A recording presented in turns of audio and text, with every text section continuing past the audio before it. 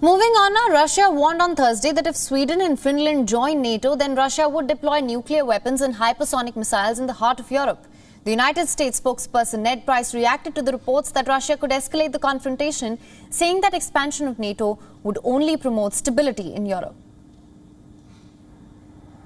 We would not be concerned that the expansion of a defensive alliance would do anything other than promote stability on the European continent. Now, of course, any aspirant country would have to meet the criteria that's spelled out in NATO's charter, would have to receive consent from the alliance itself. But again, NATO is a defensive alliance that is there to defend and to fortify. And NATO would not be a threat to anyone who is not attacking NATO. Russia warned on Thursday that if Sweden and Finland join NATO, Russia would deploy nuclear weapons and hypersonic missiles in an exclave in the heart of Europe.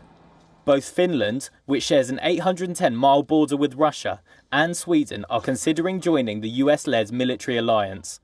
Dmitry Medvedev, deputy chairman of Russia's Security Council, said that should Sweden and Finland join NATO, then Russia would have to strengthen its land, naval and air forces in the Baltic Sea, where Russia has its Kaliningrad exclave sandwiched between Poland and Lithuania. Medvedev also said he hoped Finland and Sweden would see sense, or they'd have to live with nuclear weapons and hypersonic missiles close to home. There could be no more talk of a nuclear-free Baltic, he said. One town on Finland's border with Russia is Imatra, home to 26,000 people casting a nervous eye towards their eastern neighbour. It used to welcome Russian tourists, but since Moscow launched what it calls a special military operation in Ukraine, Imatra fears receiving less benign arrivals.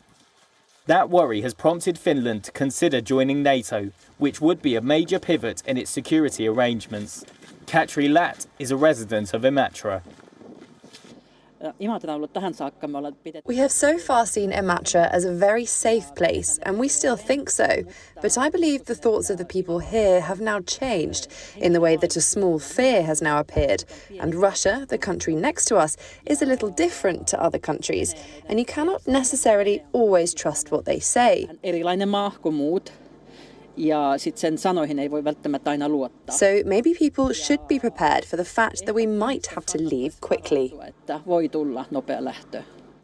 Finland has long avoided disagreements with Russia for the sake of friendly relations. But Prime Minister Sanna Marin said on Wednesday it must be ready for all kinds of responses from Moscow now it's weighing NATO membership. She said a decision would be made in the coming weeks. WION is now available in your country. Download the app now. Get all the news on the move.